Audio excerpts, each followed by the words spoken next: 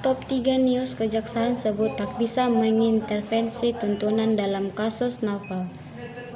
Hari ini tuntunan hukuman 1 tahun penjara untuk 2 terdakwa penyerangan dengan air keras terhadap penyidik Komisi Pemberantasan Korupsi atau KPK.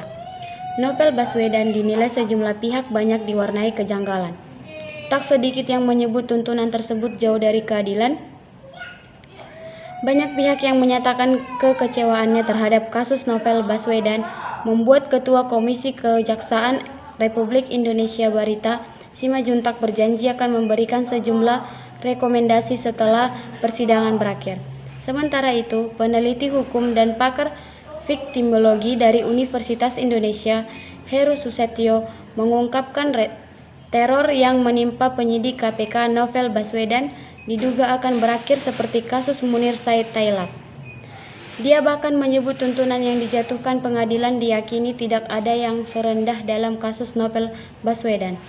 Informasi penting lainnya terkait penerapan ganjil genap di masa transisi Jakarta. Seminggu setelah penerapan pembatasan sosial berskala besar atau PSBB, transisi di Jakarta berjalan menurut Kadisub DKI Syafrin Liputo. Penerapan ganjil genap belum perlu diterapkan. Belasan pelanggar PSBB di Karangan Anyar disanksi kerja sosial dan denda. Sebanyak 13 warga Karanganyar Sawah Besar Jakarta Pusat diganjar sanksi kerja sosial dan denda administratif akibat melanggar aturan pembatasan sosial berskala besar atau PSBB transisi. Kepala Satpol PP Kelurahan Karanganyar Tomali mengatakan, dari 13 pelanggar yang terjaring 9 orang diminta membersihkan fasilitas umum di Pasar Karanganyar selama 20 menit dan 4 lainnya didenda sebesar Rp250.000. Pada monitoring kali ini ada 13 pelanggar, ujarnya, Minggu 14 bulan 6 2020. Ia menjelaskan para pelanggar PSBB tersebut ditindak karena tidak menggunakan masker saat beraktivitas keluar rumah.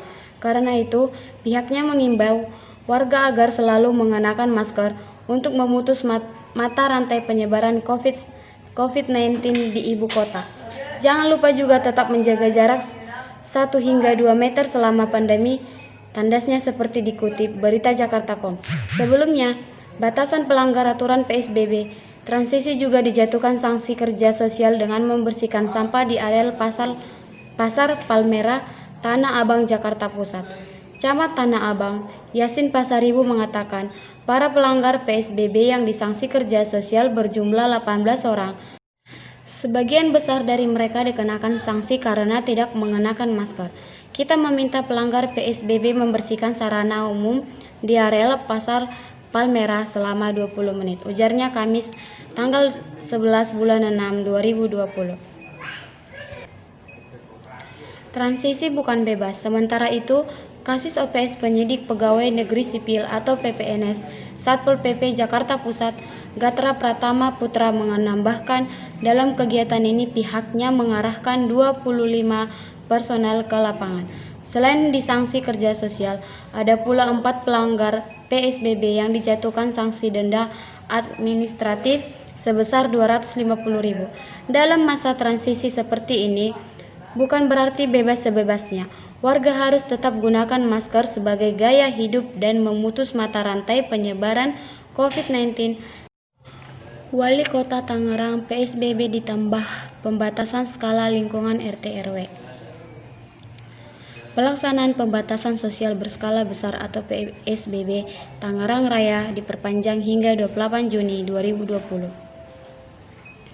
Dalam PSBB yang keempat kalinya ini, masing-masing kepala daerah di wilayah tersebut akan memperketat pengawasan di tiap RT/RW atau pembatasan sosial berskala lingkungan atau PSBL.